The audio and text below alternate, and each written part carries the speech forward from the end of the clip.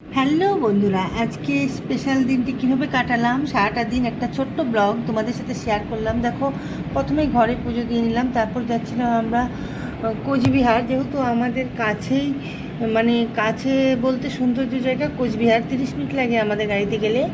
আর যাবো পুজো দিতে মদনমোহন বাড়ি, যেটা অনেক দিন মানে ইচ্ছে ছিল, তাই সকাল সকাল বেরিয়ে গিয়েছিলাম। আর আমাদের বিয়েটা হয়েছিল এই জ্যৈষ্ঠ মাসে প্রচণ্ড গরমে, তখনই আমার হালকা মেকআপ ছিল, তবু গলে গলে সব শেষ হয়ে গেছিলো। আর আজকে সেই রোদ, এই প্রচণ্ড গরমে আমরা কোচবিহার গিয়েছিলাম, জানোই কি গরম। তো তারপর হাজব্যান্ড বললো চলো তোমাকে আজকে স্পেশাল লাঞ্চ করাই।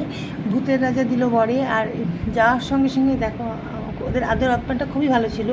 আর প্রথমে দিল আম পান্নার শরবত, আর এখানটায় নিয়েছিলাম ভেটকি মাছের কাকলেট, তো দুটোই খুব টেস্ট ছিল। তারপর দেখো আমাদের স্পেশাল থালি চলে এসেছিলো।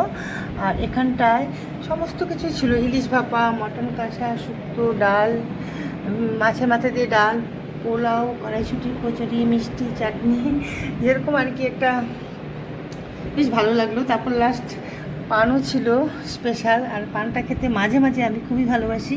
আর ইনিকে আমি চিনি না, যাই হোক হয়তো রাজা হবে। আর তো তারপর আমরা একটু ইভিনিংয়ে কেএফসিতে ঢুকছিলাম, তো বেশি কিছু খেতে ইচ্ছে করছিল না, শুধু আমি পেপসিটাই খেয়েছিলাম ঠান্ডা। আর বাড়িতে এসে অ্যানিভার্সারি কেকটাও কেটে নিলাম। তো ভিডিওটা কেমন লাগলো অবশ্যই জানিও। সবাইকে গুড নাইট, বাই, টাটা।